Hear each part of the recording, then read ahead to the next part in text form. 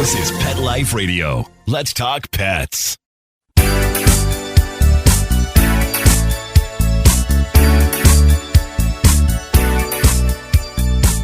Hello, you're listening to Animal Party on Pet Life Radio, and it's me, Deb Wolfe, Deborah Wolfe, the host of the show. So today I'm going to catch you up on a whole bunch of things that have been happening that have to do with animals, some directly and some more loosely. So the riddle of the day, which I'll solve for you at the end of the show, is how did I, Deb Wolfe, share the stage with Bad Bunny during the Super Bowl? That's the question. Now, normally that wouldn't make the pet show, but the fact that his name is Bad Bunny means he's a pet and he's on the show. So there you go. Incidentally, I thought this was sort of interesting. Bad Bunny was, going to be featured at the Super Bowl. Everyone was talking about it. And I noticed some advertising coming out in flyers all over town and posted on telephone poles and stuff. And it seems like Bad Bunny, which to me sounds like a naughty bunny, right? A naughty pet. It's cute. It's adorable. But for some reason, it got picked up by all the kink clubs in town, and they were having Bad Bunny events. And you can imagine what that was like. Totally different. Totally different. So, okay, so that's our riddle for the day. And I thought there was something really interesting about the Olympics. So I'm going to just do a little teaser, and I'll solve it after the commercial. Who do you think is very, very welcome? Literally very welcome at the Olympics, but not allowed in the Olympic Village. Who do you think that is? Well, I'll tell you later. Okay. So in the news, a Doberman won the Westminster dog show after many years of no Dobermans winning. And a Canadian dog at that. So yay, Pretty Penny. And Pretty Penny, the Doberman, who was so keen and alert and intense during the show, is going to become a St. John ambulance visitor dog in her retirement. So that's really nice to hear. But it made me remember Catherine O'Hara, the actress who was probably best known for Schitt's Creek and Home Alone. But for me and dog people, she's best known for Best in Show. And if you've never seen it, look it up. It is the funniest movie. Oh my God, it's evergreen. You could watch it anytime, anywhere, any day, with any group of people. It's not adults. You can watch it with kids. And it's a really clever take on the dog show world. I wish they'd do one on cats, but now they can't with Catherine O'Hara. They'll have to have someone else. But one of her lines in the show, she plays this woman who is obsessed with her dog. And one of her lines in the show is, God loves a terrier. She's in it with Eugene Levy and a whole bunch of other people you'd recognize. And it's just an incredible movie. It's one of my favorite movies of all time. I've watched it a bunch. And it is so bang on for the people you meet who are, let's say, overly invested in their dogs and identify. Their whole identity is wrapped up in their dog. They're not a person, they're a dog's person. It's almost like they're the support animal for the dog. But it's definitely worth watching, so check that out. And I'm sad to see that Catherine O'Hara passed recently. And our whole country is going to miss her. We knew her from SCTV, from her beginnings in comedy, and have grown to love her for a very long time. So let's go to break and come back, and I will tell you right away who is welcome at the Olympics, but not allowed in the village. Stay tuned to Animal Party Pet Life Radio. Real people, real stories. Our little dog developed this lymph problem. The chemotherapy lasted for 6 months, started developing more lymph nodes. So I thought I'd just try carnivore. The lymph nodes started to go down. Then I took him into the vet to have him checked out, and there was no signs at all inside. My cat had issues that developed in his eye, and 3 months later, my veterinarian said, let's go ahead and remove the eye. I heard the carnivore on advertising, so I said, you know what? I'm going to order this product. They did the procedure, they did all the tests, and they said, I don't know what you did. This product saved his eye. I've got a Labrador. She could hardly lift herself up off the floor. The treatment was chemotherapy. That's when I said, this could be the ticket. About 3 weeks, you could tell. She was very alert. She was going on a 5-mile walk. She is just like prime again. call 866-836-8735. That's 866-836-8735. Or visit carnivora.com. That's carnivora.com. Use promo code PETLIFE at checkout for 15% off your order at carnivora.com. Let's Talk Pets on PetLifeRadio.com.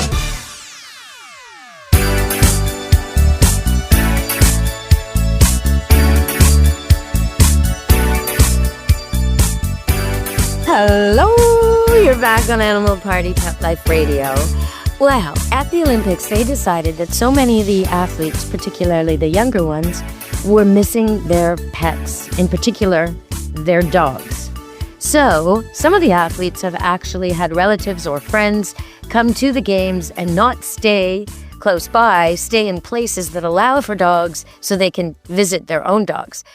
But what the Olympic organizers decided to do was to have some dogs, support dogs, on hand for any athlete who needs a dog cuddle.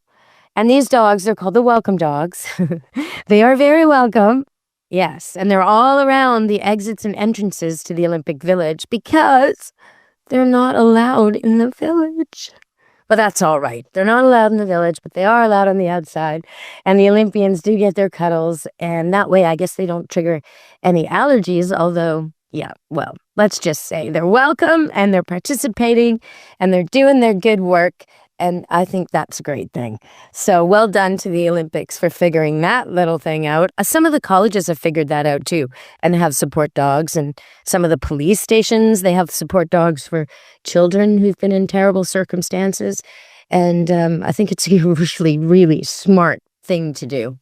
Okay, so what else should I be telling you about today? Well, let's talk about the iguanas. I was talking about them recently, and I was reading to you something from PETA, which I thought was a good source. And sometimes it's a great source, but sometimes it's not. It was telling me to tell people to take these passed out iguanas that you find on the roads and streets in Florida and move them gently off the road to the sidewalk. So to safety, so they can revive when temperatures warm up again. Well, my mistake. Sorry, everybody. It turns out they're a terribly invasive species. They don't belong there. Green iguanas are an invasive species in Florida and pose significant environmental and economic risks to the state, officials say. So any iguanas that pass out should be captured and turned in. And what will happen is they get transferred if they're not, and then they're humanely killed by trained staff. So 5,000 were rounded up in 2 days. Now, I know that sounds cruel, but on the other hand, what about the rest of the wildlife? And if they're not supposed to be there, if you've got a pet iguana, definitely don't release it. Be smart about this. All right, so sorry about that and the correction. So then there was another story in the news. And because of this correction, I was careful enough to check on it. And what it was Sabrina Carpenter, in her big performance in the award ceremony, she used a dove in her act. And doves are basically pigeons. They're basically white pigeons, the ones they use. Okay, so PETA was not impressed with this and came out with a big statement about how cruel it is to expose doves to the lights and the noise and blah, blah, blah. And I was considering telling you that, but as I was reading it, I was thinking, well, what if this bird is exposed to all that and used to all that and trained for all that, like birds who thrive and live in shows and displays and enjoy their work. Even in rescue scenarios, there's often one or two animals that love the crowd and are used for demonstration. There's no reason that this bird might not be one of those or might not be used to all of it, and it was not released. So it got me to thinking about pigeons. Now, it's true that many pigeons, when you have like a wedding and you release the doves and you think to yourself, well, it's okay because they're pigeons and they're going to return and they'll all be safe. Many don't return. There's a lot of predators. There's a lot of things that can happen to them. You can get hit by a car or eaten by a cat or whatever, right? Many don't return, so there is a risk, but many do return. So it's something to consider. Now, one thing I will say that's important with pigeons is that we created this domesticated pigeon situation, and we made them very reliant on us, and then we kind of left them alone.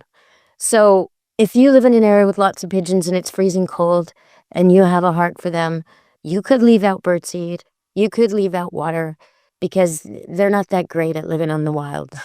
They seem to, but where they live is kind of right where humanity is, like under our bridges and our highways, and they're kind of stuck to us.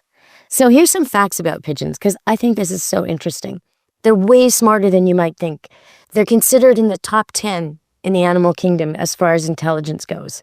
They have tiny magnetic crystals in their beaks that act like a biological compass. So that's why they can find their way home no matter what. They also can hear sounds we can't hear, and they can hear and read polarized light patterns in the sky. That is like, no way we can do that. And that's completely invisible to our limited perception. Like, we just cannot. Okay? We can't. But they see it. Scientists have found that pigeons can count, recognize themselves in mirrors, learn abstract concepts, and even understand probability. So, like, they do these experiments where it's more likely to get a treat over here than there, and totally. And I would suggest hummingbirds can figure that out too. They're very smart too. And all the corvids. Anyway, okay, so they just want to point out that, like, the bird you shoo away from your sandwich or your potato chips or whatever is probably smarter than the average 5-year-old kid. It's kind of interesting. Now, why do we think so much smarts deserves compassion? I don't know, but we seem to. We seem to think that animals who are intelligent deserve more care than ones that are not, which is not necessarily how we feel about children. If a child is less able to function, we seem to give them more care. But with animals, it's the reverse. Anyway, so here's some of the things pigeons have that we don't. We see in 3 primary colors, but they get 4, including ultraviolet light.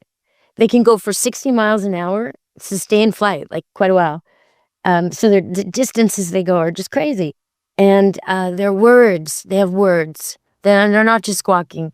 Most birds do have words, but they have a lot of words. Different words for danger, territory, flirting, all that kind of stuff. So they've helped us in war. And in one case, there was one pigeon who got medals and stuff because she saved 194 soldiers by returning. Her name was Cher Ami, so I'm guessing they were French soldiers. And she, in time of war, one of her legs was shot off, but she still returned. And the other leg had the message. So that just gives me goosebumps. All right, everybody, we're going to go to break and talk about dogs and cats on Animal Party, Pet Life Radio. Stay tuned.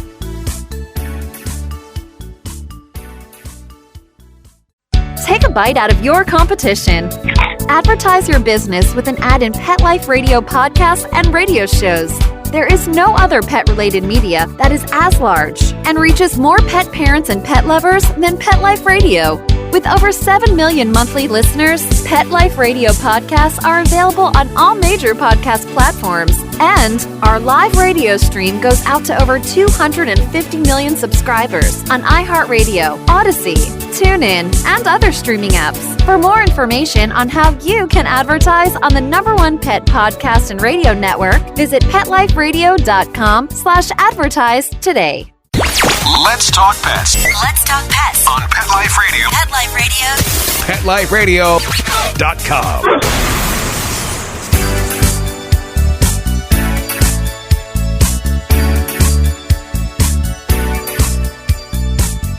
Hello, we're back on Animal Party on Pet Life Radio. And let's see, dogs and cats. Well, okay, here's a story. Dun, da, da, da. I like this one. I actually love this one. Let me get all my stats out for this one. Because sometimes I tell you about local news, not because I want you to pay attention to news in a part of the world that's far away from you, but because it can happen to you too, right?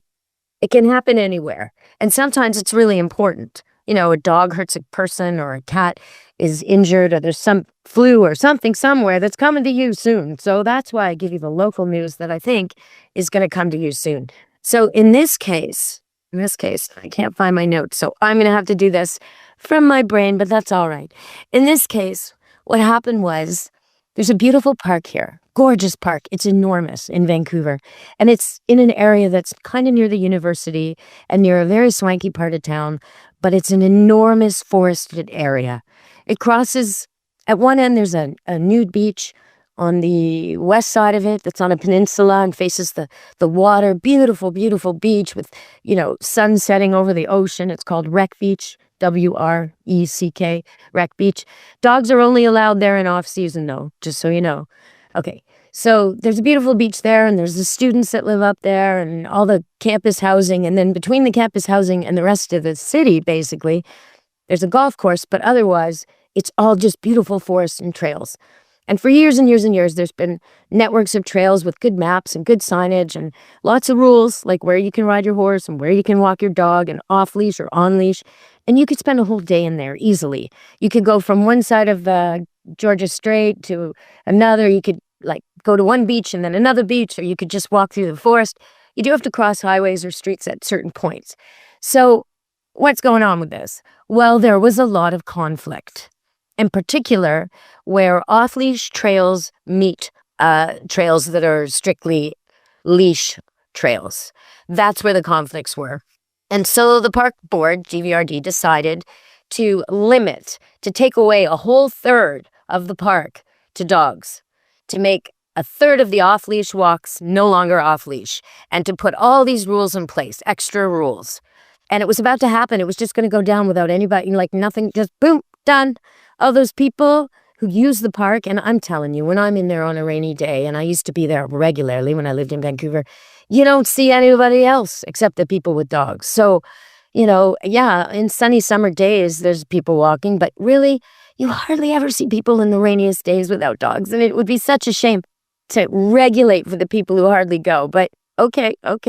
So the dog walking people, they made their voices heard so strongly that before they could even implement a single new sign or order anything new or get anything more restricted, boom, it's done. It's dead. Nope, not going to happen.